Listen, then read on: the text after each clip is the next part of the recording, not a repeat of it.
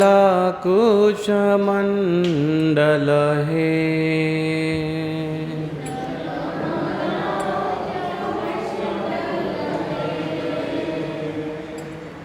श्वेतकमला कुचमण्डल हे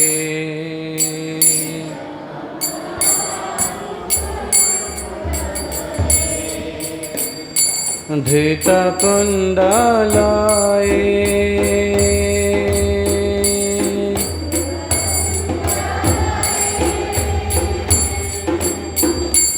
धृतकुण्डल ललित कलित ललित वनमाला धृतकुण्डल कलित ललित वनमाला बोला धृतकुण्डल कलित ललित वनमाला जय जय देव हरे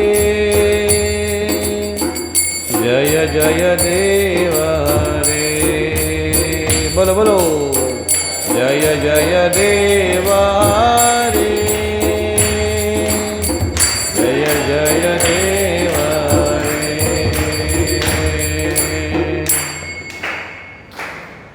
एकदा हे जयदेव गोस्वामींनी लिहिलेलं भजन आहे. हे भगवान कृष्णांना एवढं आवडतं. जगन्नाथजी हे कोणी जर म्हणत असेल तर तिथे ते ऐकण्यासाठी प्रकट होतात. फक्त त्यांनी भक्तिभावाने आणि प्रेमाने गायला पाहिजे. आणि एकदा असं म्हटलं जातं की एक महिला आपल्या शेतामध्ये भाजी तोडताना काम करताना त्यांचा मळा होता. त्याच्यामध्ये आपले कामं करताना ती गात होती हे भजन. आणि भजन एवढ्या प्रेमाने जगन्नाथजींचं स्मरण करत करत ती गात होती. आणि ती जशी ते गात गात फिरत होती तसे जगन्नाथजी त्यांच्या मागे मागे मागे मागे फिरत होते. आणि त्यांच्या मागे मागे फिरता फिरता फिरता फिरता जेव्हा त्यांचं वेळ झाली की आता भोग लागायची वेळ आहे, मग जगन्नाथजी तिकडे पाहिजेत ना. मग जगन्नाथजी तिकडे पोहोचले. आणि जेव्हा हे संपलं ऐकून झालं गाणं तेव्हा पुजारी जेव्हा आले जगन्नाथजींकडे तर तेव्हा जगन्नाथजींना जो नवीन कपडे घातले होते तो कपडा फाटला होता एका ठिकाणी. आणि मग ते म्हणायला लागले बाकीचे अरे आत्ता नवीन कपडा घातला फाटला कसं काय, इथे कोण आला होता काय. सगळी चौकशी केली आजूबाजूला की काहीच काय सापडलं नाही की कसं काय फाटेल. तर ते जगन्नाथजी ते भजन ऐकता ऐकता त्या माताजींच्या मागे मागे फिरत होते. तर त्यांच्या एखाद्या काट्याला ते गुंतलं होतं कपडा आणि तो फाटला होता. त्याच्यावरून ते ओळखलं गेलं की जगन्नाथजी यांना भजन एवढं प्रिय आहे की ते ऐकायला जिथे पण गाता तिथे जातील. माझा विचार करा, जर जामनेरचे भक्त एवढे प्रेमाने जर गातील तर काही जगन्नाथजी ऐकायला येणार नाही.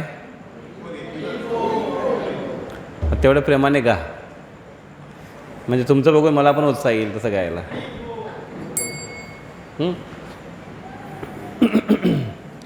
प्रेमाने गाल की नाही गायला ती गोष्ट दुसरी आहे. पहिल्यांदा ताल सुरामध्ये गा आणि बरोबर उच्चारण करून गा. श्वेतकमला कुचमण्डल हे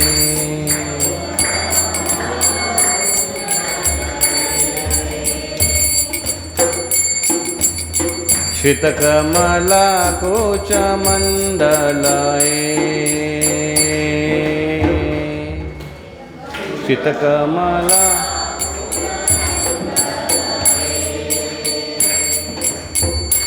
धृतकुण्डल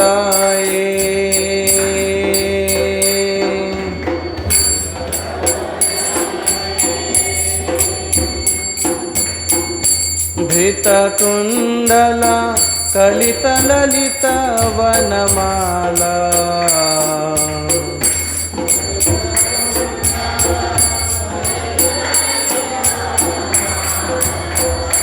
धृतकुण्डल कलित ललित वनमाला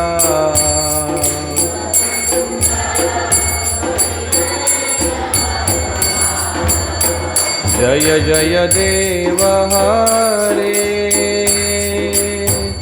जय जय देव हरे जय जय देव हरे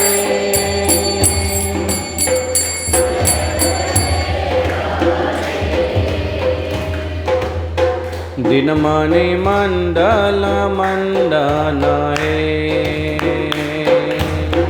दिनमणि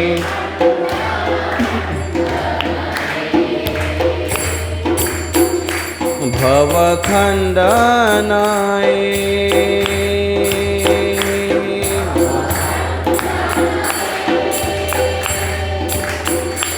भवखंडन मुनिजन मानस हंस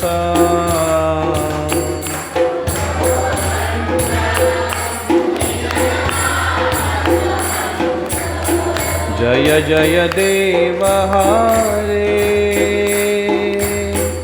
जय जय देव हरे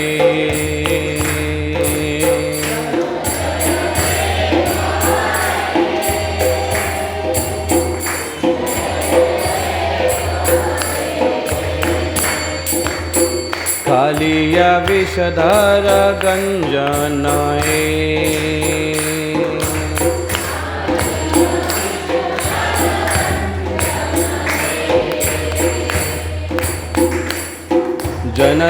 जनरंजनाय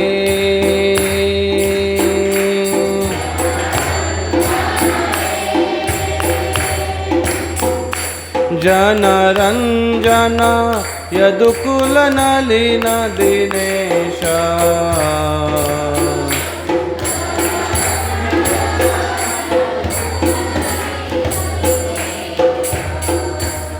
जनरंजन यदुकुल नलिन दिनेश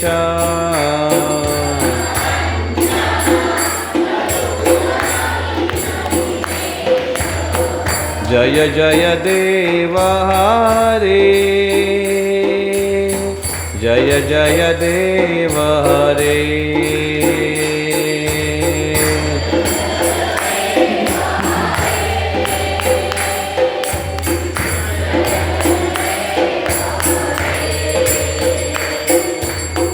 मधुमूर नरक विनाशन हे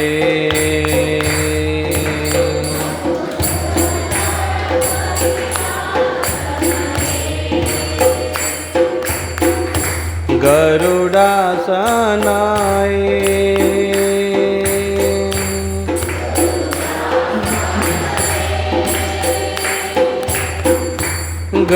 गरुडासना सुरकुल कीली निदाना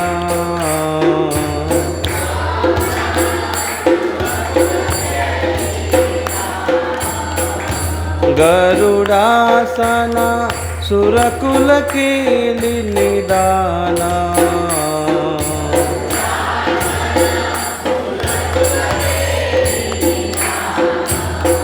जय जय देव हरे जय जय देव हरे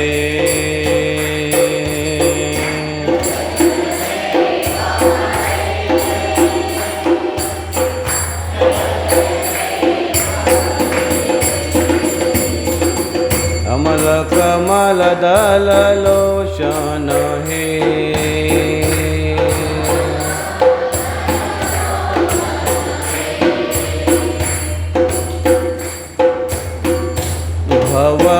भवमोचनाय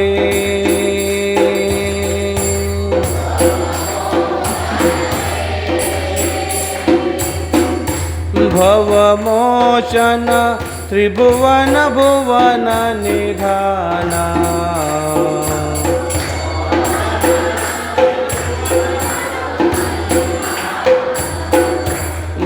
भवमोचन त्रिभुवन भुवन निदाना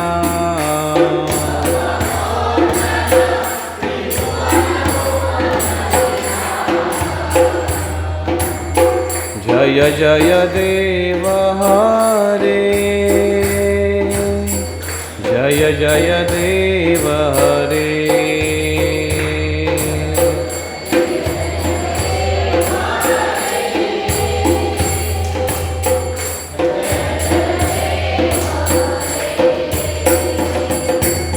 जनक सुता कृत भूषण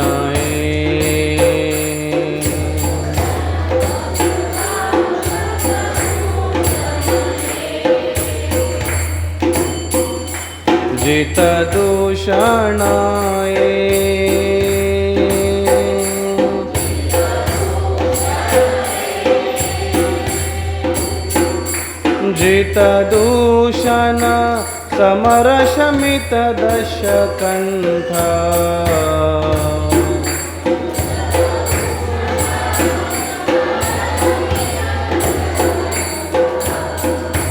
जित दूषण समर शमित दशकंठ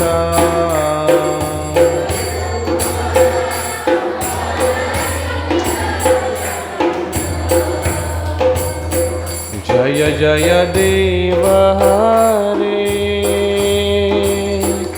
जय जय देव हरे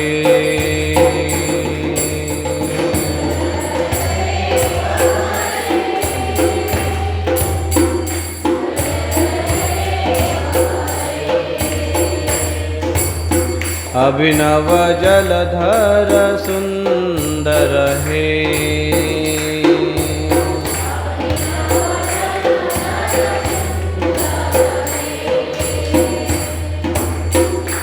जित मंदराय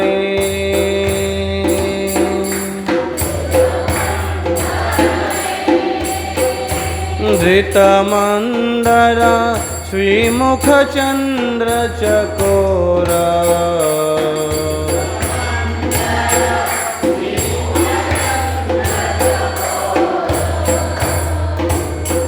जय जय देव हरे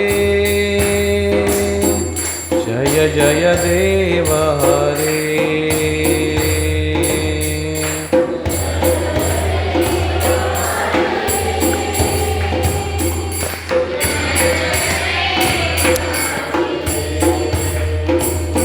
जय जय देव हरे जय जय देव हरे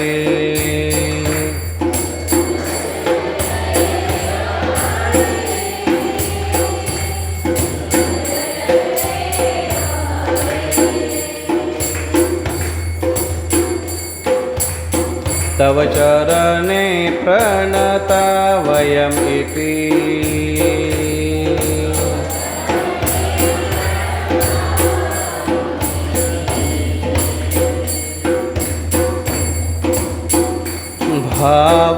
भावाये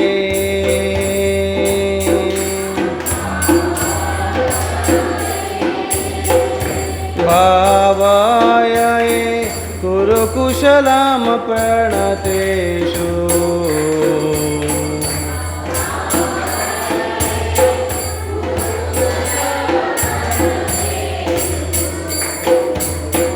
जय जय देव हरे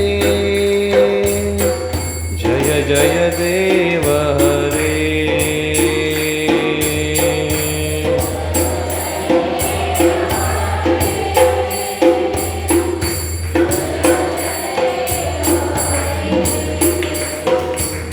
श्री जय देव कवेरीदम्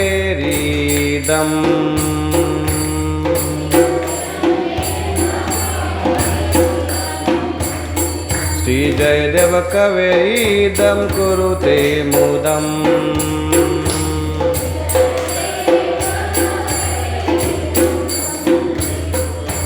कुरुता मुदम्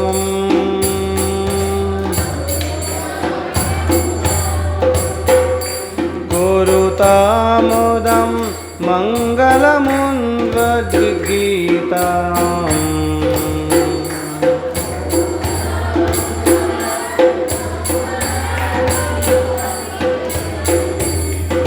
कुरुतामुदं मङ्गलमुज्ज्वगीतम्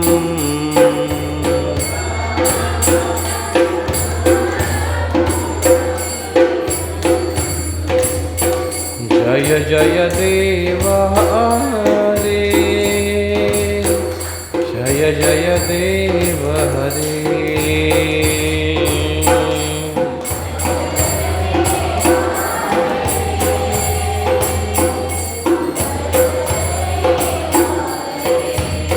जय जय देव हरे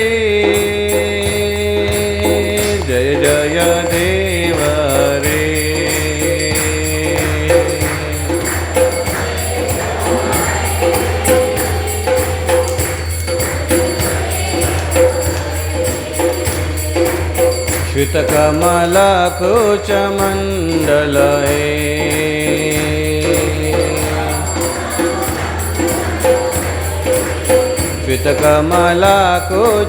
श्वेतकमलकुचमण्डलये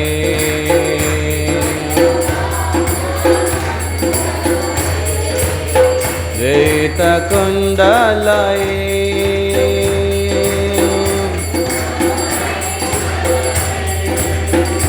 धृतकुण्डल कलितललितवनमाला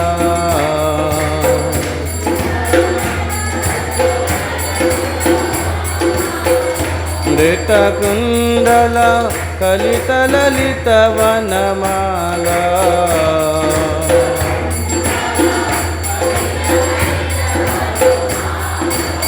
जय जय देवा रे जय जय देव रे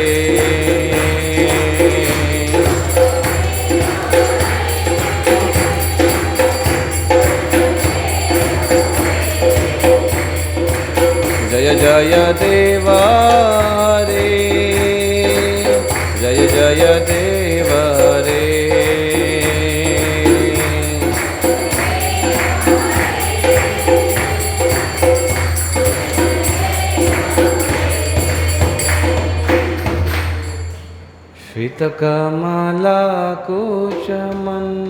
श्वेतकमलकुचमण्डलये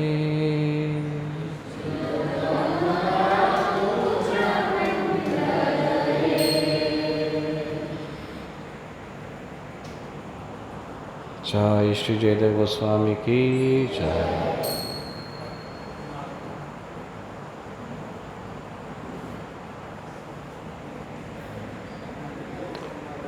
ओम अज्ञानतिमिरान्धस्य ज्ञानाञ्जनशलाकया चक्षुरुन्मिलितं येन तस्मै श्रीगुरवे नमः। नमो विष्णुपादाय कृष्णप्रेष्ठाय भूतले श्रीमते भक्तिवेदान्तस्वामिनिति नामिने नमस्ते सरस्वती देवे गौरवाणि प्रचारिणे निर्विशेषशून्यवादी पाश्चात्यदेशतारिणे वञ्चकल्पतरुभ्यश्च कृपासिन्धुभ्य एव च पतितानां पावनेभ्यो वैष्णवेभ्यो नमो नमः। जय श्री कृष्ण चैतन्य प्रभु नित्यानंद श्री अद्वैत गदाधर श्रीवासादि गौर भक्तवृंद। हरे कृष्णा कृष्ण कृष्ण हरे हरे हरे राम राम राम हरे हरे।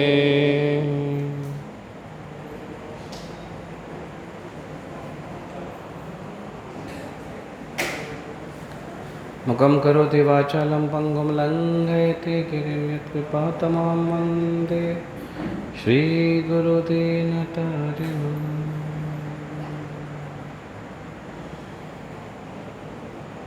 हरे कृष्णा।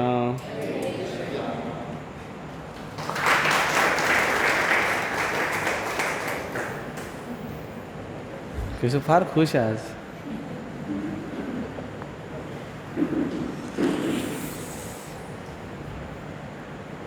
हरे कृष्णा। सगळ्या भक्तांचं स्वागत आहे आपल्या रविवारच्या साप्ताहिक सत्संग कार्यक्रमामध्ये।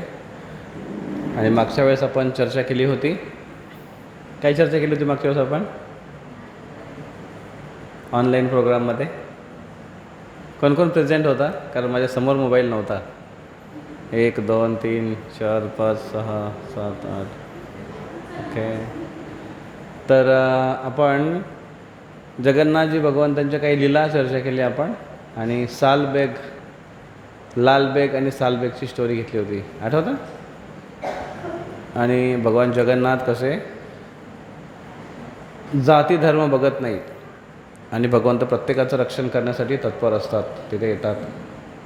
आणि भक्ताची उत्कंठा कशी असते भगवंतांना भेटण्याची, आणि भगवंत त्यांच्यासाठी थांबतात। रथावर कित्येक दिवस भगवंत जगन्नाथ उभे होते। आणि रथ तिथेच होता, रथ बाहेर निघाला नाही. रथ एका जागेवरून हालत नव्हता. आणि जेव्हा सालबेग आले तिथे त्यांचं दर्शन घेतलं त्यांनी, तेव्हा रथ सुरू झाला. तशा पद्धतीने भगवंतांची विशेष किमया आहे. आपण आज चर्चा करणार आहे, कारण काल एकादशी होती, पण ती विशेष एकादशी होती. कुठली होती?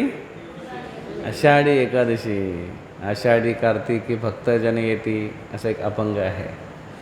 आणि तुम्ही बऱ्यापैकी साजरी केला पण असेल. विठ्ठल मंदिरात गेले होते. आहे इकडे विठ्ठल मंदिर आहे?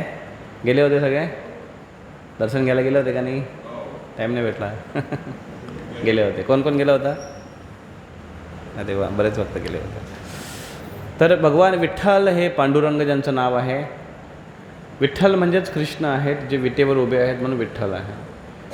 पांडुरंग म्हणजेच कृष्ण आहेत, ज्यांचा रंग पंडूर रंगाचा होतो. गोधुली बेलामध्ये जेव्हा कृष्ण चालतात त्यावेळेस गाईच्या पावळांची धूळ कृष्णाच्या अंगावर लागते. आणि वृंदावनची धूळ कशी आहे? थोडी पिंकट रंगाची आहे. आणि त्याच्यामुळे तो रंग तयार होतो. त्याला म्हणतात पांडुर रंग. कृष्णाचं एक नाव पडलं पांडुरंग. पंडूर रंगाचे आहेत. आणि म्हणून कृष्णाचा त्या नावाने विशेष परिचय होतो. जसं तुम्हाला जर म्हटलं की पांडुरंग तर लगेच तुम्हाला विठ्ठल आठवतील. आणि जर तुम्हाला म्हटलं की मुरलीधर तर तुम्हाला लगेच मुरलीधर कृष्ण आठवतील. आहे की नाही? नावामध्ये पण भाव आहे. जसं आई जर मुलाला म्हणते काय रे कार्ट्या, त्या कार्ट्यामध्ये एक वेगळा भाव आहे. आणि बाळ्या त्याच्यामध्ये एक वेगळा भाव आहे. बरोबर आहे? माझा लाल, माझा काळा. ज्या पद्धतीने तुम्ही आवाज देता त्याचा एक भाव आहे. कधी कधी पती लोक आपल्या पत्नीला प्रेमाने हाक मारतात, रसमलाई. हे फक्त पिक्चरमध्ये चालतं बहुतेक नाही. प्रत्यक्ष कदाचित ते एक 9चे 9 दिवस काहीतरी थोडंफार. आणि एक नवरा बायकोला असाच हाक मारायचा, रसमलाई, बर्फी. नाही, गुलाबजामुन नाही. गुलाबजामुन वेगळं नाव होतं. तर काळा असतं ना गुलाबजामुन. म्हणून तुम्ही गुलाबजामुन नाव आठवलं का? बर्फी, रसमलाई, रबडी असं हाक मारायचं होतं. तर त्याचा मित्र एक त्याच्यासोबत आला होता. आणि त्याने विचारलं मित्राला, अरे तू अजूनपर्यंत एवढं वय झालं तरी तू एवढा इंटरेस्टिंग आणि एवढं सगळं रोमॅन्टिक आहेस तू माणूस. बायकोला एकदम मस्त हाक मारतोस, बर्फी, रबडी. तू बोलते ॲक्च्युली काय सांगू तुला, मी मागच्या 5 वर्षापूर्वी तिचं नाव विसरलो आहे मी. आणि नाव तिचं लक्षात राहत नाही. मग आता पंचायत कोण करून घ्यायचे, म्हणून जे नाव आलं ते. आणि हा सेम जोक मी अगोदर पण सांगितला होता, तरी पण तुम्हाला नवीनच वाटतोय तो. नाही. तर नावामध्ये भाव आहे. तेच जर तुम्ही गोपीनाथ आवाज दिला, गोपीनाथ, गोपींचे नाथ, म्हणजे फार इंटिमेट भगवंतांचा आपल्या भक्तांचे रिलेशनशिप आहे. यशोदानंदन, त्याच्यामध्ये वात्सल्य भावाने कृष्णांचं नाव आहे. नावामध्ये भाव आहे. तर तसे पांडुरंग जे आहेत विठ्ठल, हे एक त्या भावनेमध्ये तिथे उभे आहेत. भक्तांची वाट बघतायत. जे भक्त येतील, माझं दर्शन घेतील, त्यांना मी आशीर्वाद देईन. आणि आपल्या भक्ताच्या प्रार्थनेवरून ते तिथे थांबलेत. त्या भक्ताचं नाव आहे भक्त, म्हणा मोठ्याने, भक्त पुंडलिक. पुंडलिका वरदेव हरे विठ्ठल तुकाराम जय. आता खूप पूर्वी तेव्हा ते म्हणते पंढरीनाथ महाराज की जय असं म्हणायचे. मग नंतर एका महाराजांनी चालू केलं की नाही, ते महाराज नाही, ते भगवान आहेत. मग त्यांनी चालू केलं पंढरीनाथ भगवान की जय. मग तिथून बाकीचं चालू झालं पंढरीनाथ. आणि मी जेव्हा लहानपणी जेव्हा असं कीर्तन ऐकायचो तेव्हा महाराज ऐकायचो. त्याच्यानंतर मी म्हटलं अरे अचानक बदललं कसं काय. पण मग ॲक्च्युली महाराज पण ठीक आहे आणि भगवान पण ठीक आहे. पंढरीनाथ भगवान की जय. पंढरीचे नाथ आहेत. तर पुंडलिकाच्या भेटीसाठी भगवंत आले होते. पुंडलिक हा असा व्यक्ती होता की ज्यांनी आईवडिलांना घरातून हाकलून दिले होते आणि बायकोची सेवा करत होता. बायकोवर त्याचं खूप प्रेम होतं. बायकोचा रंग बदलू नये म्हणून तिला उन्हात पाठवत नव्हता. तिचे हात काळे होऊ नयेत, हात फाटू नयेत म्हणून तिला तो भांडे घासायला लावत नव्हता. तो स्वतः भांडे घासायचा. बायकोचे पाय दुखतील म्हणून तिला काही कामं करू देत नव्हता. तो स्वतः जाऊन कामं करायचा. सांगा, असा नवरा कोणाला नको आहे? पण त्याचे परिणाम पण बघा, की तो एवढा आसक्त होता आपल्या पत्नीला आणि आईवडिलांची हेलसांड करायचा आणि भांडणं खूप व्हायची. आईवडिलांनी त्यांनी घरातून बाहेर काढलं आणि आईवडील मग आता हा घरात असा वागतोय, मग इथे राहून तरी काय करणार, आणि म्हणून ते तीर्थयात्रेला निघाले. आणि तीर्थयात्रेला चालत चालत चालत चालत पंढरपूरकडे चालले होते. त्याच्यानंतर ते गेल्यानंतर याला जाणीव झाली त्याची. नुसतीच जाणीव नाही झाली, त्याच्यामागे काही प्रसंग घडले आणि बरेच लोक पण त्याला म्हणायला लागले, तुझ्या आईवडिलांना हाकलून दिलंस वगैरे वगैरे. आणि मग तो आईवडिलांच्या शोधासाठी निघाला. रस्त्यात येताना एक कुक्कुट मुनींचं एक आश्रम होतं. त्या आश्रमामध्ये थांबला होता तो. बरेच लोक यायचे, विश्रांतीसाठी थांबायचे तिथे. सगळ्यांना अलाउड होतं. तिथे थांबला तो आणि जिकडे जिकडे जायचा, जसा जसा जायचा दोषच पाहायचा. इकडे हे असंच आहे, इथे एवढीच गर्दी आहे, लोक नुसते डोकं टेकतात वगैरे वगैरे वगैरे वगैरे. पण तिथे जेव्हा तो रात्रभर थांबला आणि त्याला बाकीचे लोक तर झोपले होते, पण याला एकदम अनकम्फर्ट होतं. झोप लागली नाही याला व्यवस्थित. पहाटे पहाटे सगळे लोक उठण्याच्या अगोदर त्यांनी बघितले की तिथे 3 स्त्रिया आल्या. त्यांचं अंग एकदम काळं-कुट्ट होतं, कपडे असे मलिन झाले होते. त्या आल्या तिथे आणि त्याने पाणी आणलं, सडा मारला, झाडू अगोदर मारली, नंतर सडा मारला. तिथे सडा माहिती आहे ना, पाणी सडा शिंपड नाही, सडा शिंपडला आणि जागा एकदम मस्त क्लीन केली त्यांनी.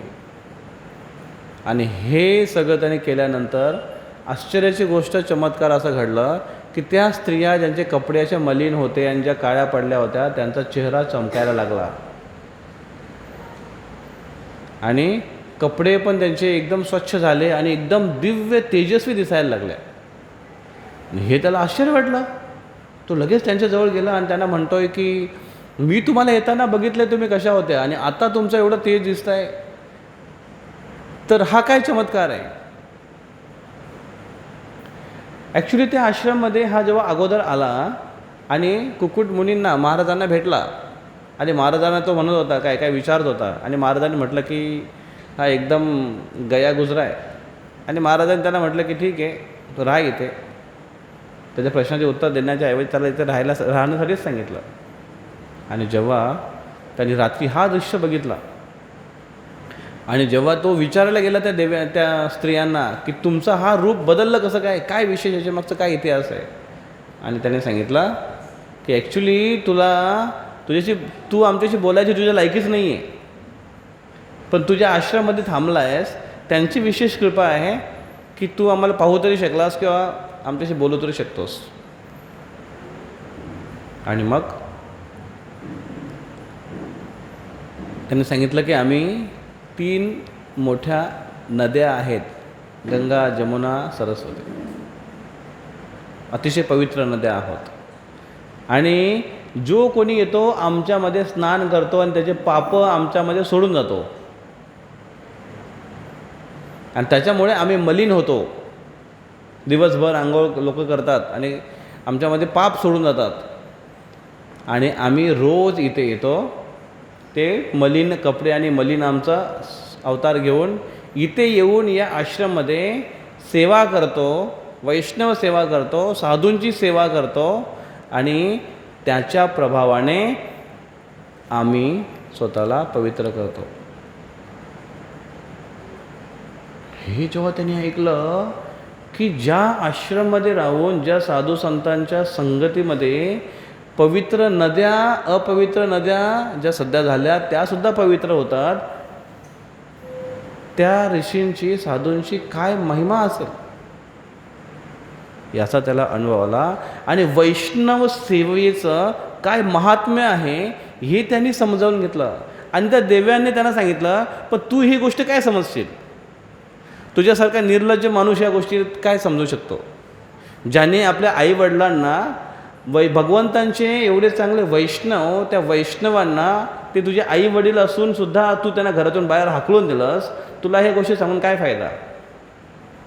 तुला वैष्णव सेवेचं काय महात्म्य? अशा म्हणून त्या देव्या त्याला चांगलंच त्याला खडसावून त्यांनी बजावलं आणि त्या निघून गेल्या. आणि हे जेव्हा त्याला एकदम असा तो जागा झाला की अरे बापरे, मी काय केलं आहे? वैष्णवची सेवेने एवढा फायदा आहे आणि मी काय करतो आहे?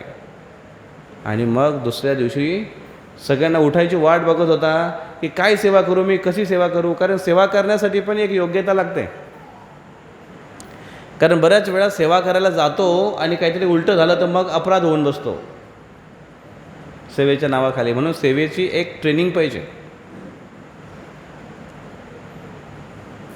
जसं एका ठिकाणी काही मुलं असे आले होते आणि मुलांचा एक उत्साह असतो जेवायला वाढायचं, फळामध्ये भंडारेमध्ये वाढायचा.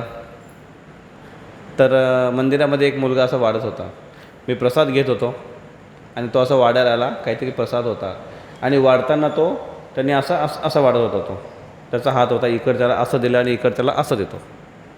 तो तुझ्या उलटा हात असा त्यांनी चमचा असा केला, असा होता तुमचा, त्यांनी असं केला. तर मी त्याला म्हटलं, अरे मी जिवंत आहे अजून. उलट्या हाताने मेलेल्या माणसाला देतात, माहिती आहे ना, पिंडदान. त्याला म्हटलं मी जिवंत आहे अजून, असं नको वाढू, असं वाढ. तर तो असं एकदम, त्याला समजलं नाही काय झालं. आणि त्याला ते एवढं वाईट वाटलं, हे मला नंतर कळलं. तो खूप चांगला मुलगा आहे, खूप चांगला भक्त आहे तो. नंतर आल्यानंतर त्यांनी मला सांगितलं की मला एवढं वाईट वाटलं की मी मंदिरात येणंच बंद करून टाकलं. म्हटलं शाबास. म्हटलं मग त्याच्यानंतर काही दिवस मी आलोच नाही. मग नंतर मलाच वाटलं की याच्यात माझंच नुकसान आहे. आणि मग मी परत यायला लागलो. आणि मग परत मी मंदिरामध्ये आल्यानंतर माझा ॲक्सिडेंट झाला. पण माझा ॲक्सिडेंट झाल्यानंतर मला बघायला आपले प्रभूजी रोज यायचे, जगन्नाथ बंधुभाऊ यायचे आणि सेवा करायचे, मला प्रसाद घेऊन यायचे आणि मला विचारायचे फोन करून. मला ते खूप मस्त वाटलं की माझी एवढी काळजी घेत आहेत.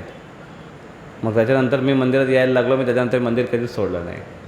मला थोडं आश्चर्य वाटलं, म्हटलं बापरे, परत कोणाला बोलू नये असं वाटतं आहे मला.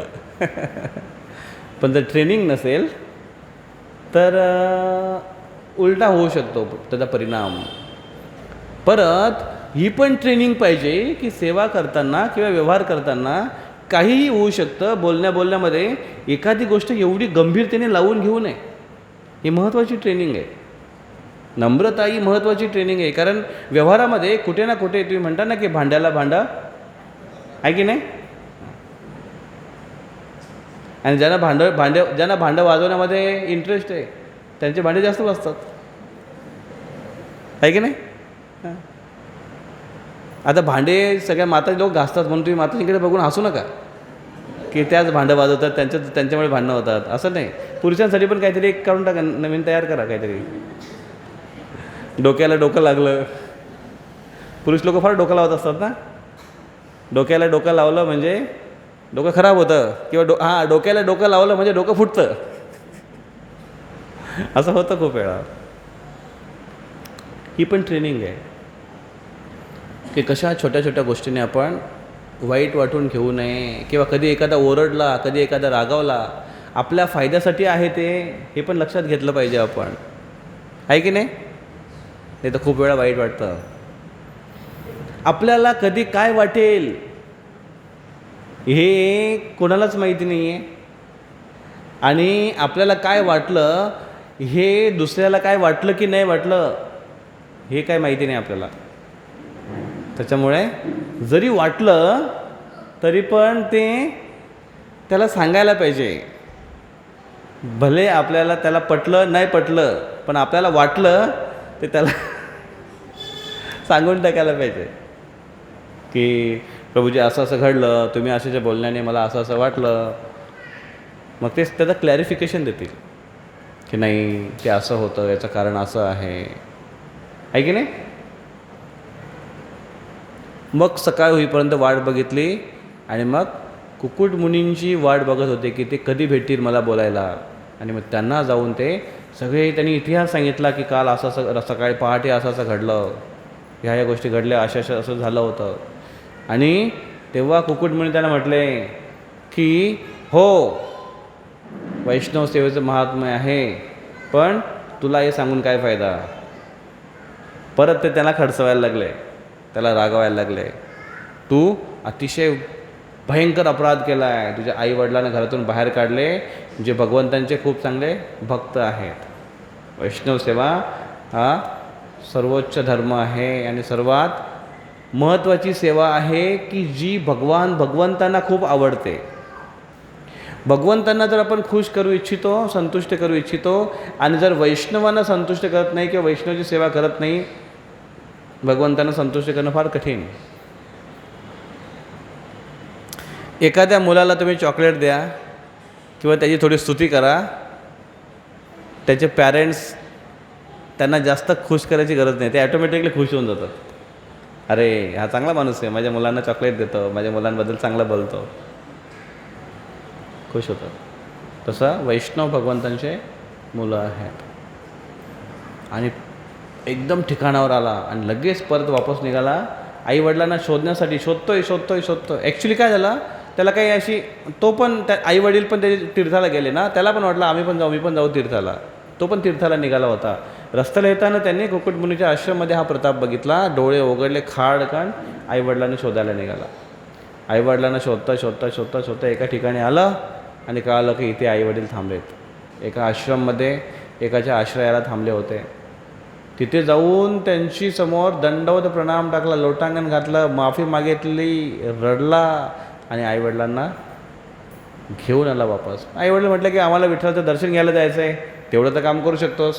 आईवडिलांसोबत दर्शनला गेला, तिकडेच स्थायिक झाला, तिकडेच निवास केला आणि तिकडे एक ठिकाणी कुटी बांधून तिथेच राहायला लागला.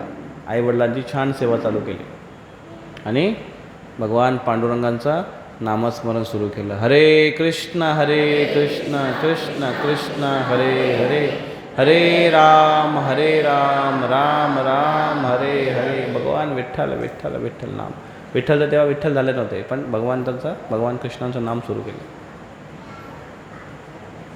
आणि त्याच प्रसंगामध्ये भगवान कृष्ण आपल्या पत्नी रुक्मिणीला शोधता त्या रुसल्या होत्या आणि त्यांना शोधत इकडे आले, दिंडीर वनामध्ये आले. आणि भगवंतांनी बघितलं की बायकोला शोधायला चालू आहे, सोबत जाता एक दुसरं काम करून घेऊ. माझा एक भक्त माझी वाट बघत बसला. तिथे आले आणि आवाज दिला बाहेरून, पुंडलिका मी आलोय तुझ्या भेटीसाठी. म्हटलं कोण? अरे मी कृष्ण. थांबा थोडी सेवा बाकी माझ्या आईवडिलांची, तेवढं पूर्ण करतो आणि मग येतो बाहेर. तोपर्यंत मी काय करू? तोपर्यंत तुम्ही या विटेवर बसा. आणि फेकली वीट. अरे पकडली नाही, राहा त्याच्यावर उभं.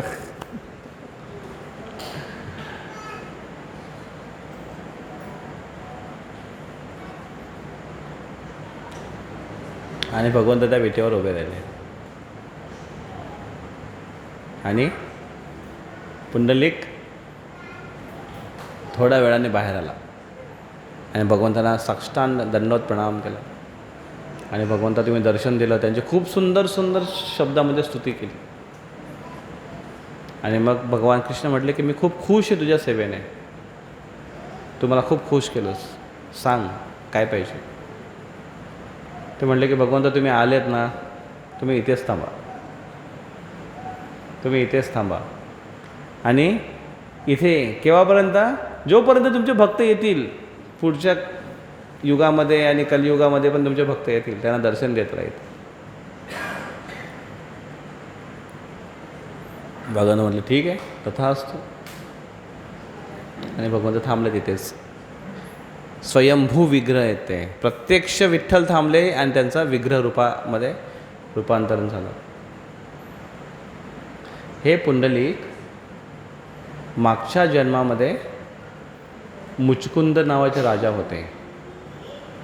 ते मुचकुंद राजा जे भगवान कृष्ण जेव्हा कालयवन आणि जरासंध या दोन्ही राजांनी एकदाच आक्रमण केलं होतं, जेव्हा कृष्ण मथुरेमध्ये होते. आणि जेव्हा त्यांच्यावर आक्रमण केलं तेव्हा त्या राजांना चकमा देण्यासाठी युद्ध न करता कृष्ण युद्धातून पळून गेले. आणि कालयवन त्यांच्या मागे लागला कृष्णाला पकडून त्याला मारण्यासाठी. आणि कृष्ण पळत होते आणि कालयवन त्यांच्या मागे पळत होता. तो कालयवन कृष्ण पलटा डोंगराळ भागामध्ये गेले. तिथे एका गुफेमध्ये घुसले आणि त्या गुफेमध्ये हे मुचकुंद नावाचे राजा झोपले होते. त्यांच्या अंगावर आपली शॉल टाकली आणि लपून राहिले. आणि कालयवन तिकडनं पळत आला, गुफेमध्ये प्रवेश केला आणि बघतो तर काय, इथे कृष्ण झोपला आहे असं त्याला वाटलं. दमलाय आणि इथे येऊन झोपला आहे. आणि त्याला खूप राग आला की एक तर युद्धातून पळून येतो आणि इथे येऊन झोपतो. आणि त्याने जोराने लात मारली. कोणाला लात मारली? मुचकुंद राजा. आणि मुचकुंद राजा उठले. लात मारून कोणाला उठवा बघा कसं वाटतंय. उद्या प्रयोग करा, नवऱ्याला सांगा नाही तर बायकोला सांगा. असं काय कोण करणार नाही, पण तुम्ही मुलांना करू शकता. मग मुलांच्या शिवाय आहे का?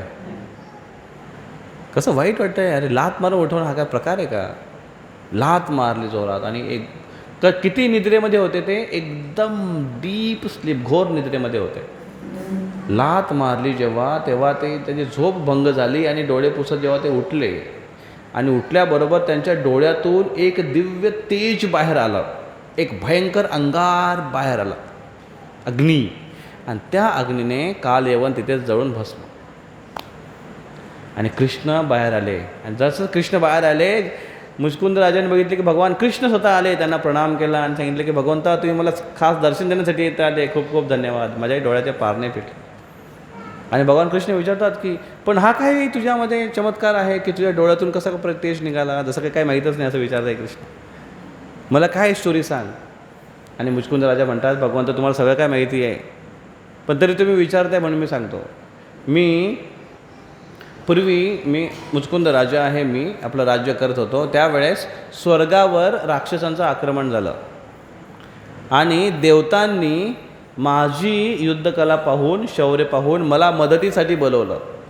मी पृथ्वीवरचा राजा आहे मुचकुंद म्हणताय, पण मला स्वर्गामध्ये बोलवलं त्यांच्या बाजूने नेतृत्व करण्यासाठी, असुरांची युद्ध करण्यासाठी. म्हणजे एवढे शक्तिशाली पूर्वीचे राजा असायचे पृथ्वीवरचे. मला बोलवलं आणि मी गेलो आणि मी तिथे जोरदार युद्ध झालं. युद्ध खूप वेळ चाललं, खूप दिवस चालले, खूप महिने चालले युद्ध. आणि त्या युद्धामध्ये असुरांचा पराभव झाला. असुरांना हरवलं, मारलं, असुर पळून गेले आणि देवता विजयी झाले. त्यावेळेस इंद्र माझ्यावर खूप खुश होते आणि इंद्राने मला आशीर्वाद दिला. आणि इंद्र म्हटले की मागा तुम्हाला काय पाहिजे, मी सगळं काही तुम्हाला द्यायला तयार आहे. त्यावेळेस इंद्राने मुचकुंद राजाने म्हटलं की मला तुम्ही वरदान देण्याच्या अगोदर एवढं सांगा की माझं आयुष्याचं किती क्षण बाकी आहेत, किती वर्ष बाकी आहेत, किती महिने बाकी आहेत. आणि तेव्हा नाही ती दुसरी स्टोरी. इंद्राला विचारलं की इंद्राने सांगितलं की तुम्हाला काय पाहिजे. तर त्यांनी म्हटलं की मला माझ्या राज्यामध्ये परत जायचं आहे असं म्हटलं मुचकुंद राजामध्ये. आणि इंद्र म्हटले की तुमचं राज्य गेलं, कारण तुम्ही स्वर्गामध्ये एवढं महिने राहिले, म्हणजेच त्या वेळामध्ये पृथ्वीचं अनेक वर्ष नाही युग निघून गेले. कारण पृथ्वीचा कार्यकाळ आणि स्वर्गाचा कार्यकाळ याच्यामध्ये फरक आहे. पृथ्वीचा जेव्हा 1 वर्ष होतो तेव्हा स्वर्गातला 1 दिवस होतो. तर स्वर्गातला जर महिना झाला तर इथे किती वर्ष निघून गेले? 30 वर्ष. आणि जर अनेको महिने जर युद्ध तिकडे चाललं असेल तर इकडे तुझे नाते संबंधी मुलं पुत्र सगळे निघून गेले, तुझं राज्यबिज्य सगळं गेलं. आणि त्यांनी म्हटलं की माझ्या कोणीच नाही आहे इथे, तर मी तिकडे राज्यात जाऊन करणार काय, मला ते ओळखणार पण नाही. मग ते म्हणतात की मी युद्ध करून खूप थकलो आहे, मला तुम्ही एकच आशीर्वाद द्या की मला अशी जागा निवडून द्या की जिथे मी झोपेन आणि मला कोणी येऊन डिस्टर्ब करू नये. आणि जो कोणी मला डिस्टर्ब करेल त्याला माझ्या दृष्टीने मी जाळू शकेन. आणि इंद्राने म्हटलं तथास्तु. आणि तेव्हापासून मी इथे मस्तपैकी आराम करतोय, झोपलेलो आहे. पण हा मला उठवायला आला. कधी कधी असं होतं ना, भक्त लोकांनी ही स्टोरी माहिती असते आणि मग ते कधी कधी झोपलेले असतात आणि मग त्याला कोणतरी अचानक उठवायला येतो आणि उठवायनंतर तो असं बघतो की जसं काय आता मुचकुंदासारखा जाऊन भस्म करू नये. मग कधी कधी भक्त स्वतःला मुचकुंद समजतो आणि समोरच्या व्यक्तीला कालयवन. हां, कधी कधी भक्त लोक पण अशी रागावतात आणि मग समोरच्या व्यक्तीला काय म्हणतात माहिती आहे, तर दाखवू का माझा नरसिंह अवतार.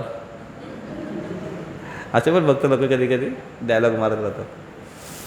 पण ॲक्च्युली आपली तुलना एवढी मोठ्या लोकांची करू नये. तर मग हे मुचकुंद राजा होते ज्यांना फक्त एवढी तरी सेवा केली देवतांची, वैष्णव सेवा घडली. तर वैष्णव सेवा ही पहिल्यापासून होती त्यांच्याकडे. देवतागण हे वैष्णव आहेत, कर्ममिश्रित भक्त आहेत. आणि स्वर्गाचा राज्य चालवणं, मॅनेजमेंट व्यवस्थित ठेवणं ही भगवान कृष्णांना पण हे आवडतं, त्यांची पण एक जबाबदारी आहे. म्हणूनच देवतांवर जेव्हा आक्रमण होतं तेव्हा भगवान कृष्ण त्यांना मदत करायला येतात. भगवान विष्णू तिथे सुदर्शन चक्र घेऊन येतात. तर भगवंतांच्या बिहाफ त्यांनी काम केलं होतं, म्हणून त्यांना आशीर्वाद दिला. आणि भगवंत म्हणतात कृष्ण की तुला काही मिळालं नाही एवढं सगळं करून, तू फक्त झोपला आहे. आणि म्हणून कृष्ण असे मनात विचार करत होते की तुमने एवढी चांगली सेवा केली पण त्याचं तुला योग्य पारितोषिक मी दिलं नाही आणि योग्य पारितोषिक मिळालं पाहिजे. तुझी महिमा लोकांना कळायला पाहिजे. आणि म्हणून तेव्हा मुचकुंदाला जेव्हा दर्शन दिलं कृष्णाने तेव्हा त्याचा उद्धार केला. त्यांना वैकुंठात न पाठवता त्यांना पुन्हा जन्म दिला भगवंतांनी, कारण त्यांना ग्लोरिफाय करायचं होतं. आणि तो मुचकुंद राजा पुढच्या जन्मामध्ये पुंडलिकाच्या रूपामध्ये आले. आणि म्हणून आता पुढे जाऊन कृष्णाने त्यांना असं ग्लोरिफाय केलं की भगवान विठ्ठलांच्या सोबत पुंडलिक नाव आलंच पाहिजे. पुंडलिकावर द्या हरी विठ्ठल. आणि विठ्ठलाचं दर्शन घ्यायला जेव्हा जातात भक्त तेव्हा पुंडलिकाचं दर्शन घेतल्याशिवाय विठ्ठलाचं दर्शन घ्यायला जात नाही.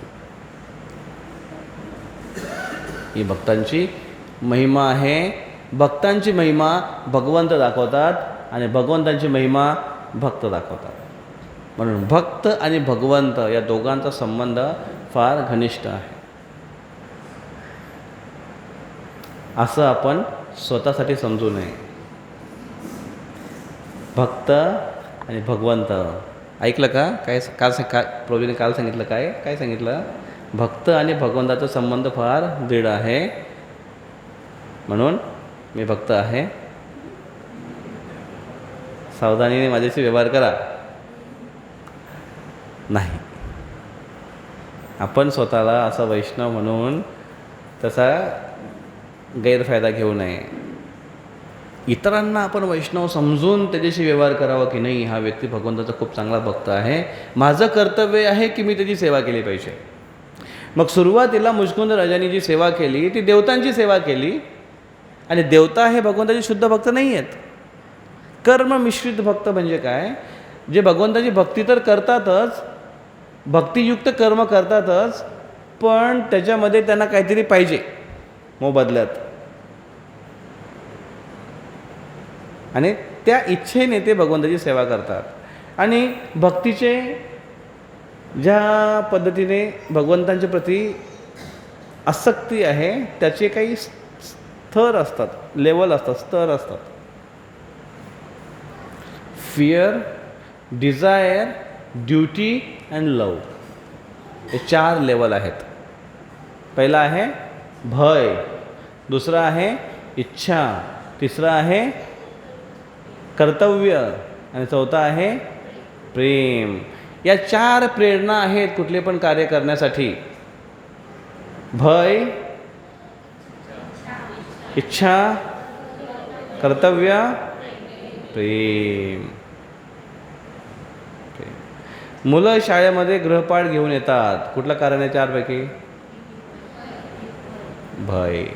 कुठला मुलगा प्रेमाने जातो शाळेमध्ये? हो सर, भय असं त्याच्यामध्ये. भयापोटी तो चांगलं करतोय. पण भयाने एखादं कार्य करणं हे सगळ्यात लो लेवलची प्रेरणा झाली, सगळ्यात खालच्या स्तराची काय म्हणतात प्रेरणाच, कार्य करण्यासाठी जे आपल्याला इन्स्पिरेशन ज्याला म्हणू आपण, ती झाली भय. देवासमोर डोकं टेक, डोकं टेक, डोकं टेक, नाही तर देव कान कापेल. हे लहानपणापासून ऐकत आलो आहे. माझा प्रश्न आहे की कानच का बरं, नाक का बरं?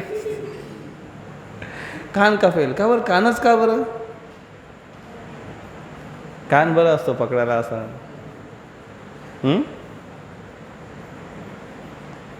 हे कानावरच काय एवढं समजत नाही मला. लग्नामध्ये पण कान पिळतात ना, त्याच्यामुळे काय हिस्ट्री माहिती नाही आहे. कान, कान कापेल देव. मग हा काय झाला, भय झाला की नाही? मग भयापोटी म्हणतो हा नाही नाही, देवाकडे नमस्कार करतो. आपण पण करतो ना देवाला, देवाची आराधना करतो. आई वडिलांपासून करत आलेले बरं का, ते करावं लागतं. हां, नाहीतर काय अपराध, काय अपशकुन घडला तर पोरं बिरं बाहेर फिरतात, काय झालं तर आहे की नाही. लग्नाचा वराड निघतोय, इथे कुठेतरी अमकी देवी आहे, इकडे तमकी देवी आहे, तिथे नारळ टाक, नारळ टाक का, नाहीतर काय अडथळा आला तर, असं करतात ना. ही याची इन्स्पिरेशन काय आहे? भगवत देवतांप्रती नतमस्तकता आहे, पण त्याची मागची प्रेरणा काय आहे? भय. हे सगळ्यात निकृष्ट प्रेरणा आहे भगवंतांप्रती एखादं कार्य करण्याची. दुसरं काय सांगितलं? इच्छा. इच्छा थोडं त्याच्यापेक्षा बरं आहे की घाबरत नाही तो, पण त्याला काहीतरी पाहिजे, काहीतरी पाहिजे. मग कुठे नाही द्यायचं, देव देतो, देव देतो. इच्छापूर्ती हनुमान. हां, इच्छापूर्ती हनुमान. तिकडे अमळनेरला एक मंदिर आहे हनुमानचं आणि एक देवीचं मंदिर आहे, दुर्गा. त्या इच्छापूर्तीच्या समोर त्यांनी काहीतरी लावलं आहे असं, तुरंत असं काहीतरी, लवकर इच्छापूर्ती असं काहीतरी लिहिलं त्याने. एक ठिकाणी हनुमान होतं, हनुमानचं नाव लिहिलं होतं त्याने, इन्स्टंट हनुमान. त्या हनुमानचं नाव होतं इन्स्टंट हनुमान. म्हणजे इन्स्टंट, जसं कसं असतो इन्स्टंट इडली, इन्स्टंट जिलेबी, तसं इन्स्टंट हनुमान. तुमच्या इन्स्टंट इच्छा पूर्ण करणारे हनुमान आहेत. इन्स्टंट हनुमान, अर्जंट हनुमान असं नाव. इच्छा पूर्ण करतात. जागृत देवस्थान. हां, जागृत इच्छापूर्ती हनुमान असं येतं. जागृत इच्छापूर्ती हनुमान अमळनेरला आहे. मग इच्छा काहीतरी असेल ती पूर्ण करण्यासाठी आपण भगवंतांकडे जातो. मग काय काय इच्छा घेऊन येतात भगवंतांकडे लोक. आता मुरलीधर मंदिरामध्ये भरपूर लोक येतात आणि ती एवढीशी बासरी असते, किती बासऱ्या पडलेल्या असतात, बापरे. त्यांना कोण पुजारी सांगतो आणि कोण ब्राह्मण सांगतात काय माहिती. बासरी घेऊन येतात, कृष्णाला बासरी वाहा, एक दिवा घेऊन येतात आणि मग एक काहीतरी काय जणी तर काय करतात माहिती आहे का, एवढीशी पुडी असते कागदाची, त्याच्यामध्ये एवढी राई, एवढं जिरा, एवढं हळद, एवढं तीळ, एवढं तूर डाळ असं एवढं एवढं एवढं एवढं अशी एक थैली भरून आणतात. देवाजवळ असं सगळं खोलून खोलून खोलून त्या टेबलावर ठेवतात. आता खोलून खोलून ठेवलं आणि ते गेलं. आता काय कराल त्याचं सांगा. एवढी डाळ म्हटलं अरे काहीतरी एवढ्यापेक्षा एकच काहीतरी जर आणला असता. नाही परवडत, एक साखर तरी घेऊन या बाबा, एवढं कमी ते आत पाव घ्या, त्याला नका पाव किलो आणू, एकच आणा, काहीतरी बघून त्यांना ज्यूस करून ते पाजू आम्ही. पण नाही ते एवढं एवढं पुढे ते बघूनच असं वाटतं की आता काय करावं याला. असे लोक आहेत. हे सगळ्या इच्छापूर्तीचे आहे. काही काही मुलांचं लग्न जमत नाही. आज मोठा प्रॉब्लेम आहे तो. मुलांचं लग्न न जमलं हा फार मोठा प्रॉब्लेम आहे आज. मुलीच मिळत नाही त्यांना लग्नाला.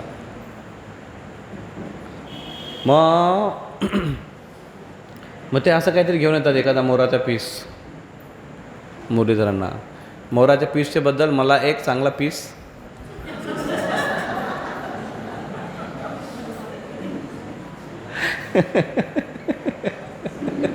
अशी त्यांची इच्छा असते. आता पीस शब्द तुम्हाला जास्त आवडला का? म्हणजे जास्त प्रचलित दिसतो येतो पीस.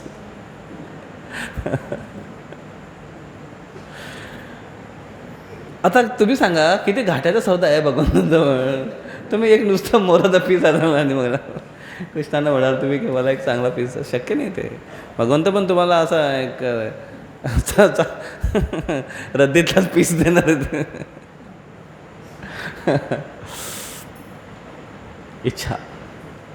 इच्छापूर्ती करण्यासाठी. तिसरी प्रेरणा काय? तिसरं इन्स्पिरेशन कर्तव्य. माझं कर्तव्य आहे. मुलांच्या प्रती कर्तव्य आहे, आईवडिलांच्या प्रती कर्तव्य आहे, पतीपत्नींच्या प्रती कर्तव्य आहे, वैष्णवांच्या प्रती कर्तव्य आहे, गुरूंच्या प्रती कर्तव्य आहे. मला हे करावं लागेल, मला हे करायचं आहे का? नाही, माझं कर्तव्य आहे ते. मग जसं भक्तीमध्ये आल्यानंतर भक्तगण काही सेवा वाटून घेतात आहे की नाही. प्रोग्राम सुरू व्हायच्या अगोदर मग काही विशेष भक्त आहेत, ते म्हणतात हा आमचं कर्तव्य आहे. काय लवकर जाऊन स्वयंपाक करावं लागेल ना, कुकिंग करावं लागेल ना, सगळे भक्त येतील ना, वगैरे वगैरे, सब्जी कटिंग हे सगळे. ते म्हणतात नाही नाही माझी सेवा आहे, माझं कर्तव्य आहे. मग प्रोग्राम झाल्यानंतर सगळं काय झाल्यानंतर सगळ्या माताजींची काही काही आपली टीम असते, ते म्हणतात नाही नाही नाही याच्यानंतर आमची सेवा आहे. मग कोणी झाडू मारतं, कोणी पोछा मारतं, कोणी भांडे साफ करतं, कोणी शिल्लक राहिलेला प्रसाद साफ करतं सगळ्यांना वाटून देण्यासाठी. प्रजेला किती हसू येतं बघा. प्रत्येकाच्या वेगळ्या वेगळ्या सेवा आहेत. मग काही जण हॉल अरेंज करतं, काही जण हॉल वाइंड अप करतं, खुर्च्या वाइंड अप करतं. प्रत्येकाच्या आपापल्या सेवा आहे त्या. पण ह्या सेवा एक्झॅक्टली जर कर्तव्याच्या रूपामध्ये घेतलं की नाही माझं कर्तव्य आहे म्हणून मी करतो, मग या कर्तव्यामागे इच्छा नाही. बरं, कर्तव्याच्या मागे इच्छा नाही आहे काहीच, की मी जर एवढं चांगलं कर्तव्य केलं तर मला बक्षीस मिळेल. प्रोग्रामनंतर माझं अनाऊन्समेंट होईल की ह्या प्रोग्रामचं आज अरेंजमेंट करणारे सो अँड सो भक्त, हरिबोल हरिबोल हरिबोल. आजचे प्रसादम बनवणारे हे आणि हे भक्त, हरिबोल हरिबोल हरिबोल. आजचे भांडे घासणारे ह्या माताजी, हरिबोल हरिबोल हरिबोल. असं काही इच्छा नाही आहे ना. असेल तर सांगा, आपण तसं पण करू. नाही ना. म्हणजे तुम्ही कर्तव्याच्या स्तरापासून वर गेलेले आहेत, हो की नाही. कारण कर्तव्याच्या वरचा थर आहे प्रेम. आई वडील मुलांची सेवा करतात, कर्तव्य त्यांचं. मुलं आईवडिलांची सेवा करतात, कर्तव्य त्यांचं. नातेवाईक एकमेकांची सेवा करतात, कर्तव्य त्यांचं. हे इच्छेपेक्षा वर आहे आणि भयापेक्षा वर आहे. मी जर वडिलांचं काम केलं नाही तर वडील मला मारतील. भयाने करणारं काम याच्यामध्ये काय तेवढा जवळीक नाही आहे. इच्छेपुरती जर मी वडिलांचं हे काम केलं तर मला 10 रुपये मिळतील, हे पण जास्त आकर्षण करणार नाही. पण मुलगा जर म्हणतो की नाही माझं कर्तव्य आहे, वडिलांनी मला काय देवो किंवा नसो देवो मी करणार, याच्यात जास्त जवळीकपणा आहे. पण एखादा म्हणतो की त्यांनी माझ्याशी कसंही वागो, त्यांचं कर्तव्य त्यांनी कसंही करो, माझं त्यांच्यावर प्रेम आहे, मी ते करणारच. हे कर्तव्याचे पण पर्याय आहे. मला जर वडिलांनी चांगली स्टायपन दिले नाही, पैसे दिले नाही, काळजी घेतली नाही, पण माझं कर्तव्य की आईवडिलांची सेवा करणं हे तो बघतोय. आणि वडिलांनी जरी कर्तव्य नाही केलं तरी माझं मी कर्तव्य करेन, कारण माझ्या वडिलांवर माझं प्रेम आहे.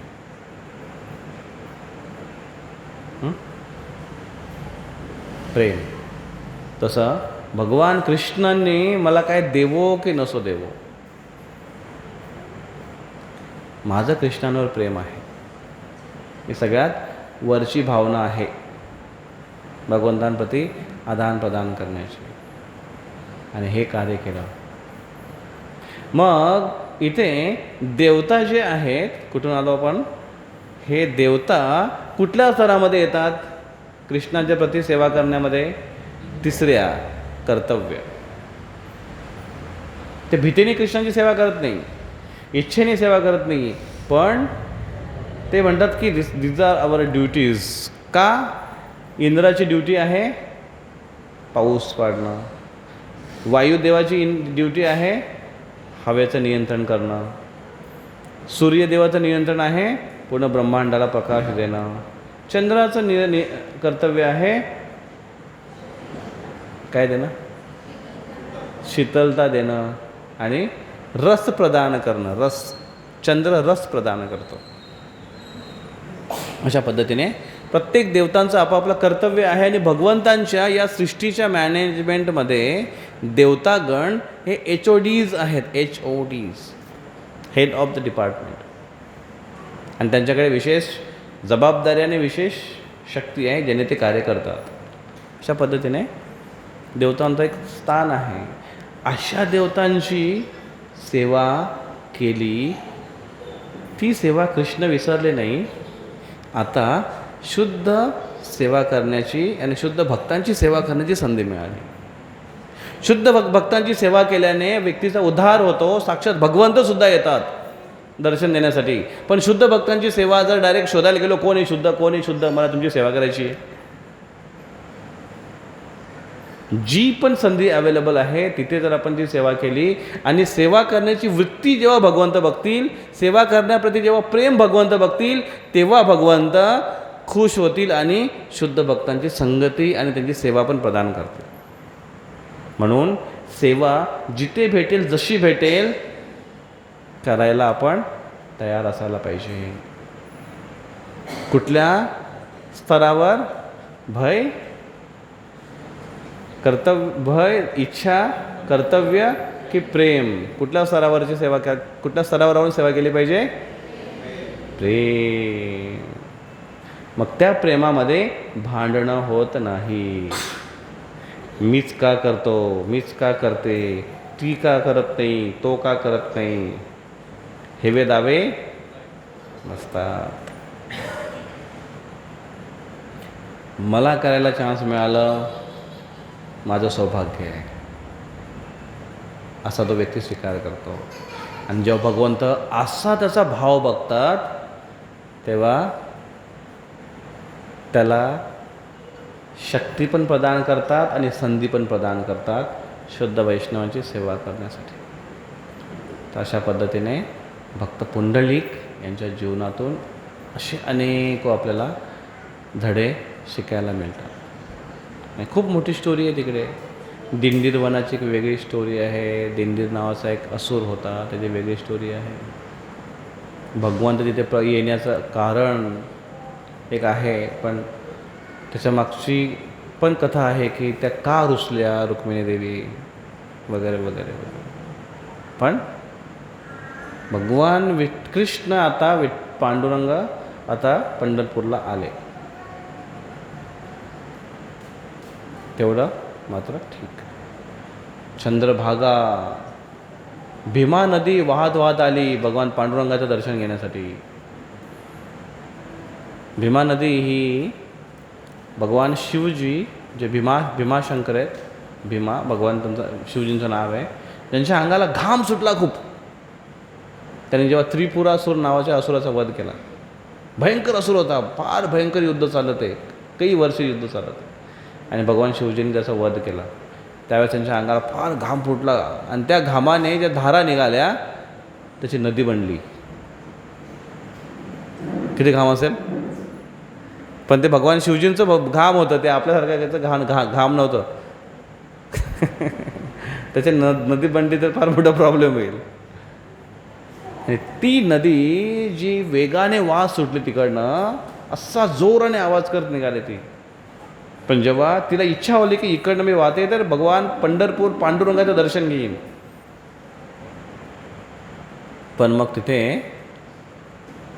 तिला त्या नदीला तिथे इन्स्ट्रक्शन मिळाले. भगवान शिवजींना त्यांनी सांगितलं की हे काय तुझी नदी इकडे वाहते बाबा, आम्हाला डिस्टर्ब करणार आहे, इकडे आमच्या भक्तांना डिस्टर्ब करेल, फार आवाज करते ती, इकडे यायचं असेल तर चुपचाप ये. म्हणून त्या क्षेत्रामध्ये भीमा नदी जोराने वाहत नाही, आवाज जास्त करत नाही.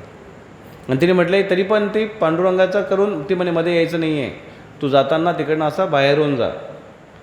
आणि म्हणून तिला प्रदक्षिणा करायची होती, पण ती अर्धी प्रदक्षिणा करून निघून गेली. चंद्रासारखी पंढरपूरला चंद्रासारखी करून अर्धी प्रदक्षिणा करून पुढे निघून गेली. म्हणून अर्धा चंद्र झाला म्हणून तिचं नाव पडलं चंद्रभागा. ती चंद्र नदी. अशा पद्धतीने पंढरपूर एक क्षेत्र आहे जिथे आज लाखो लोक आहेत, लाखो दर्शनासाठी येतात. तिथे खूप गर्दी असते. एवढे सगळे भाविक भक्तांना ते आकर्षित करतात. भगवान पंढरीनाथ, भगवान वैकुंठनाथ, भगवान कृष्ण, भगवान पांडुरंग, भगवान विठ्ठल.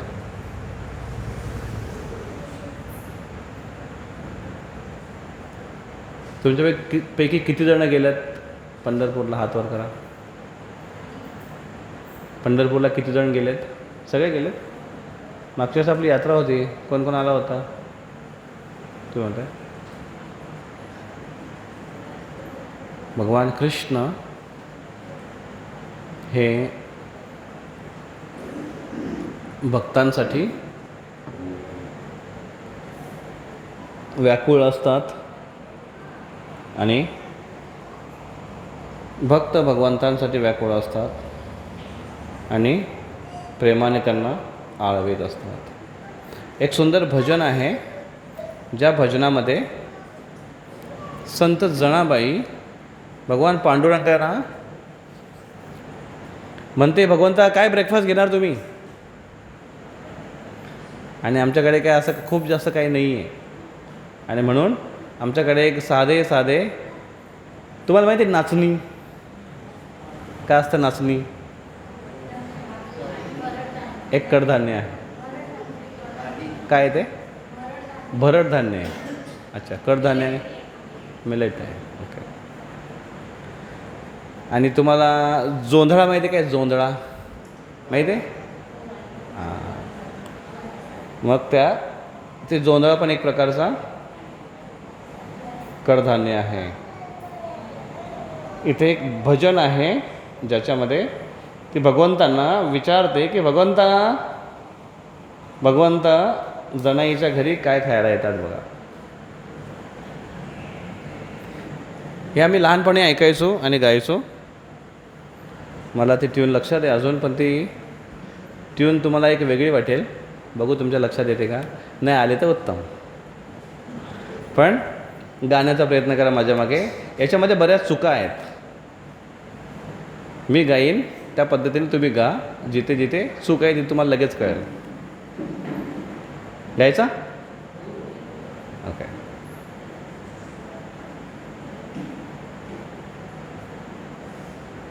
मतदान करता?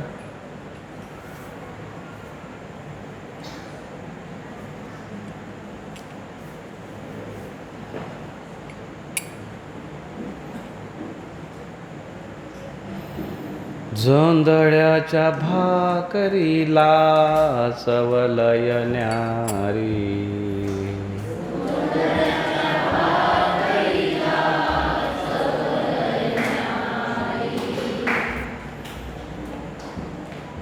पंढरीचा राणा येतो, पंढरीचा राणा येतो, जनाईच्या घरी विठ्ठला. जोंधळ्याच्या भाकरीला चवलय न्यारी, जोंधळ्याच्या भाकरीला चवलय न्यारी, जोंधळ्याच्या भाकरीला चवलय न्यारी. इथे वारकरी भजन जेव्हा गातो ना, ते आपण इस्कॉनमध्ये कसं 1 बाय 1 फॉलो करतात ना, याच्यात थोडंसं वेगळं आहे की पंढरीचा राणा येतो हे 2 वेळा घेतला आपण, जनाईच्या घरी हे 1 वेळा घेतला, आणि जोंधळ्याच्या भाकरीला चवलय न्यारी इथे पुढे ध्रुव लिहिलं बघा. ध्रुव जसं ध्रुव म्हणजे ध्रुपद येते. ॲक्च्युली ध्रुपद नाही म्हणत, त्याला ध्रुवपद म्हणतात. ध्रुवपद. ध्रुव कशामुळे म्हणतात माहिती आहे? कारण ध्रुवलोक आहे माहिती तुम्हाला. ध्रुवलोक, ध्रुवबाळ, ध्रुवलोक, ध्रुवलोक, ध्रुवाला हे असं एक स्थान दिले भगवंताने, ज्या ध्रुवलोकाला पूर्ण सगळे जेवढे पण ग्रह तारे आहेत ते त्या ध्रुवलोकाला प्रदक्षिणा करतात. ध्रुव तारा आहे, ध्रुव ग्रह ज्याला तारा आपण जे काय म्हणतो ते एक स्थानी आहे, आणि त्याला पूर्ण ब्रह्मांडातले सगळे काय ग्रह तारे त्याला प्रदक्षिणा करतात. म्हणून हे वाक्य, ह्या वाक्याला सगळे वाक्य प्रदक्षिणा करतील. रिपिटेशन पुन्हा तिथे येईल. ते जोंधळ्याच्या भाकरीला चवलय न्यारी, आणि बाकीच्या लाईन आहेत त्या 2-2 वेळा. तर तुम्ही फक्त एक्झॅक्टली मी कसं बोलतोय कसं करतोय त्यानुसार तुम्ही बरोबर. ठीक आहे. पंढरीचा राणा येतो, पंढरीचा राणा येतो, जनाईच्या घरी विठ्ठला, जोंधळ्याच्या भाकरीला चवलय न्यारी, जोंधळ्याच्या भाकरीला चवलय न्यारी, जोंधळ्याच्या भाकरीला चवलय न्यारी. पंढरीचा राणा येतो, पंढरीचा राणा येतो, जनाईच्या घरी विठ्ठला, जोंधळ्याच्या भाकरीला चवलय न्यारी, जोंधळ्याच्या भाकरीला चवलय न्यारी, जोंधळ्याच्या भाकरीला चवलय न्यारी. भक्तावरी भाळला पंढरीचा राणा, भक्तावरी भाळला, भक्तावरी भाळला पंढरीचा राणा, भक्तावरी भाळला, शिवारात पिकवितो मोतियाचा दाना,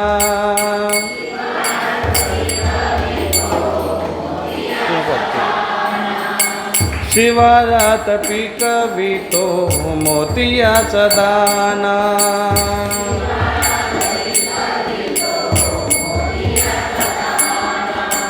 मोतियाचा दाना भरला, मोतियाचा दाना भरला, कंस कंसावरी विठ्ठला,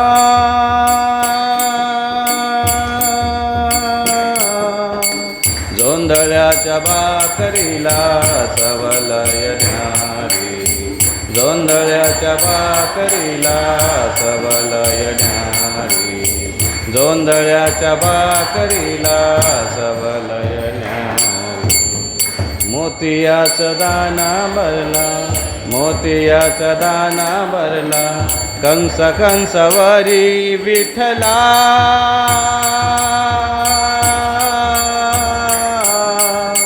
जोंधळ्याच्या भाकरीला चवलय न्यारी, जोंधळ्याच्या भाकरीला चवलय न्यारी, जोंधळ्याच्या भाकरीला चवलय न्यारी.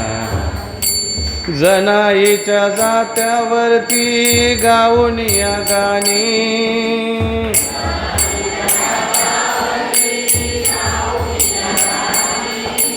जनाईच्या जात्यावरती गाऊनिया गाणी,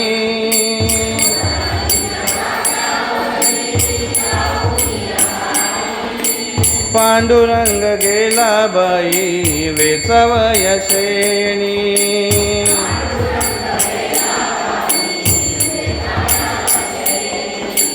पांडुरंग गेला बाई वेचवय शेणी.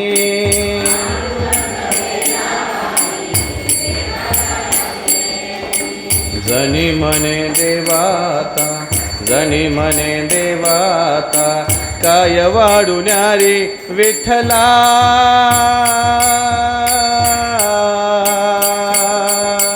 जोंधळ्याच्या भाकरीला चवलय न्यारी, जोंधळ्याच्या भाकरीला चवलय न्यारी, जोंधळ्याच्या भाकरीला चवलय न्यारी. जनी म्हणे देवाता, जनी म्हणे देवाता, काय वाढुन्यारी विठ्ठला.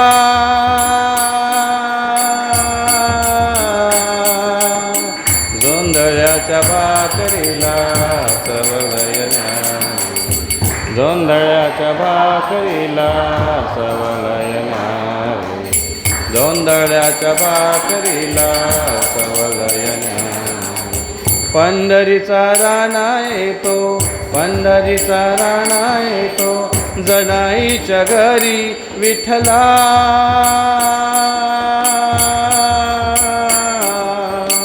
जोंधळ्याच्या भाकरीला चवलय न्यारी, जोंधळ्याच्या भाकरीला चवलय न्यारी, जोंधळ्याच्या भाकरीला चवलय न्यारी.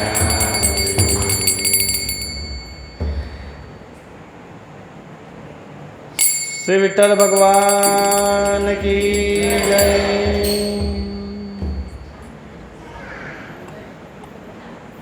है ना.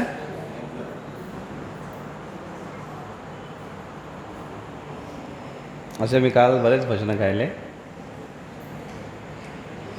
एक हे भजन गाऊ आपण, त्याच्यामध्ये भगवान पांडुरंगाचा वर्णन आहे. याच्यामध्ये पण व्यवस्थित ऐका आणि त्या पद्धतीने कोरसमध्ये का. सुंदर ते ध्याना उभे विटेवरी, सुंदर ते ध्याना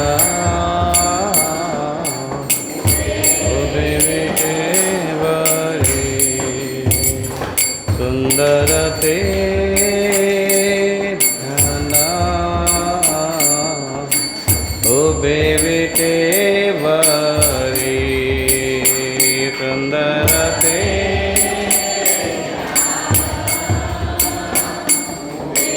उभे विटेवरी.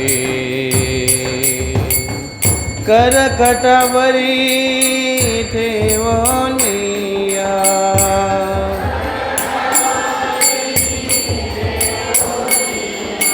करकटावरी ठेवनिया.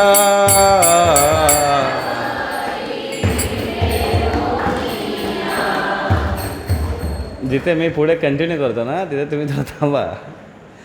करकटावरी ठेवनिया, करकटावरी ठेवनिया. तुळशी हारा गळा, कासे पितांबर, तुळशी हारा गळा, कासे पितांबर. करकटावरी ठेवनिया, करकटावरी ठेवनिया. तुळशी हारा गळा, कासे पितांबर, तुळशी हारा गळा, कासे पितांबर.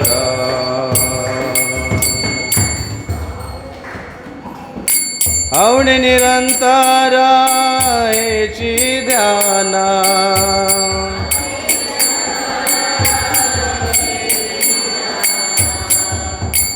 आवडे निरंतर हेची ध्यान, तुळसी हारा गळा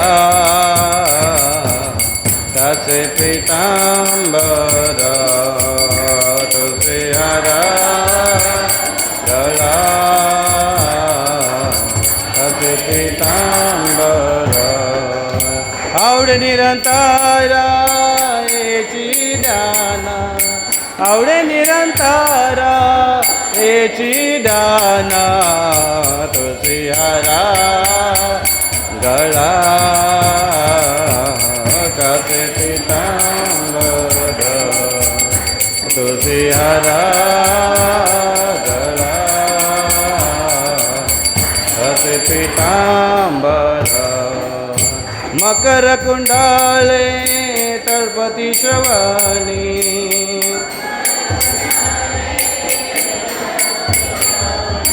मकर कुंडले तळपती श्रवणी,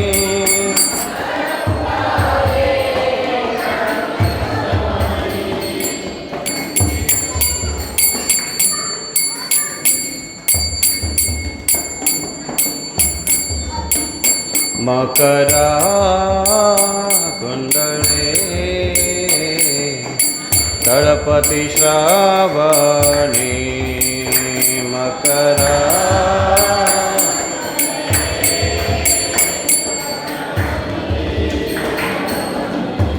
भगवंतांचे मकर कुंडले तळपती श्रावणी, मकर बोलो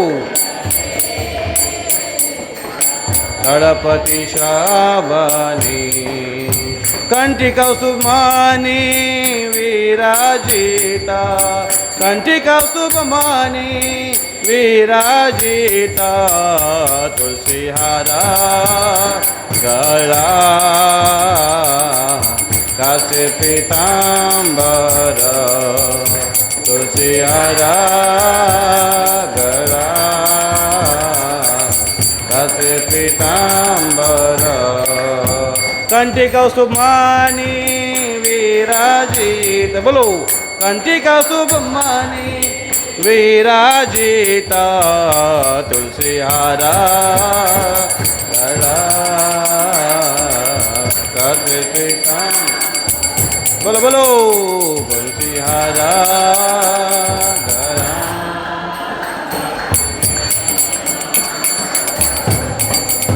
तुका मने माझेची सर्व सुख,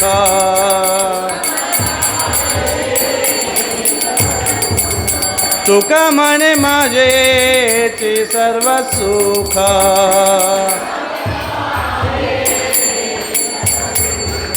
तुका मने माझेची सर्व सुख,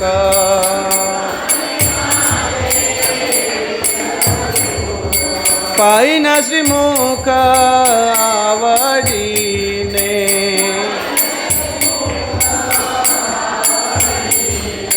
पाहिना श्रीमुख आवडीने, तुळसी हारा गळा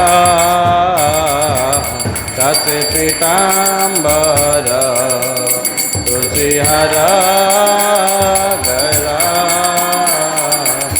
कासे पीतांबर, पाहिना श्रीमुख आवडीने, पाहिना श्रीमुख आवडीने, तुळसी हारा कासे पीतांबर, तुळसी हारा गळा कासे पीतांबर, आवडे निरंतर हेची ध्यान,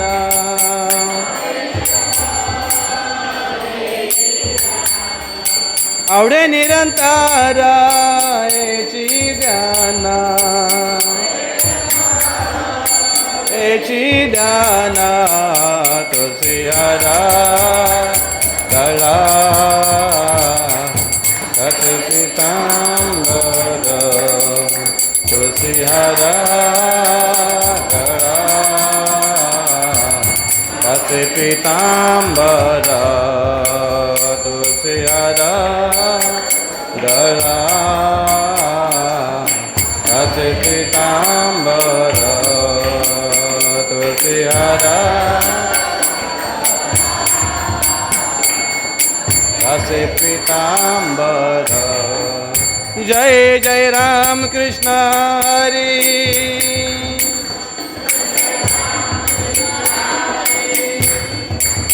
जय जय राम कृष्ण हरी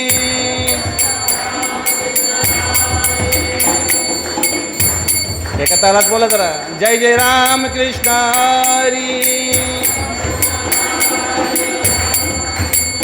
जय जय राम कृष्ण हरी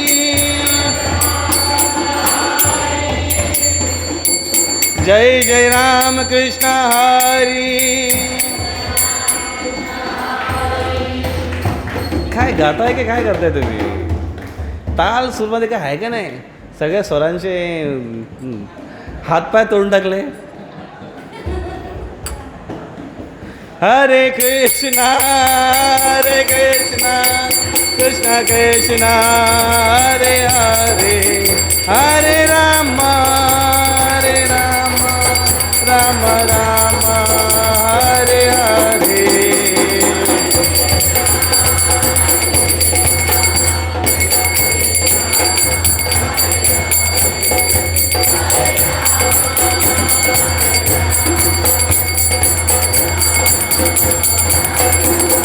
हरे कृष्णा कृष्ण कृष्णा हरे हरे हरे राम राम राम हरे हरे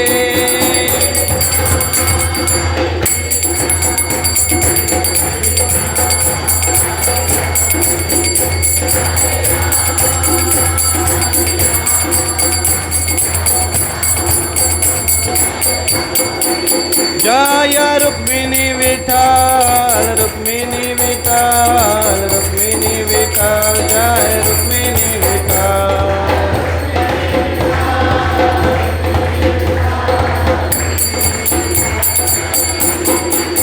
जय राधा मुरलीधर राधा मुरलीधर राधा मुरलीधर राधे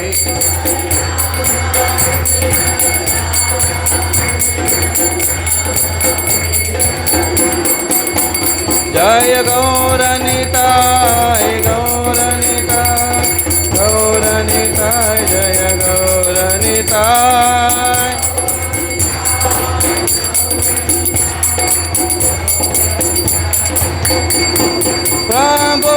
प्रभुपाद प्रभुपाद प्रभुपाद जय प्रभुपाद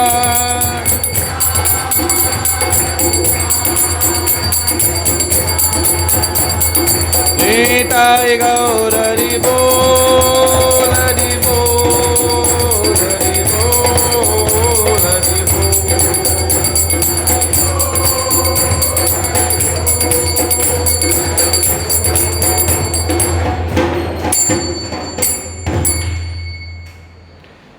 श्री हरिनाम संकीर्तन की जय महाप्रसाद गोविंद।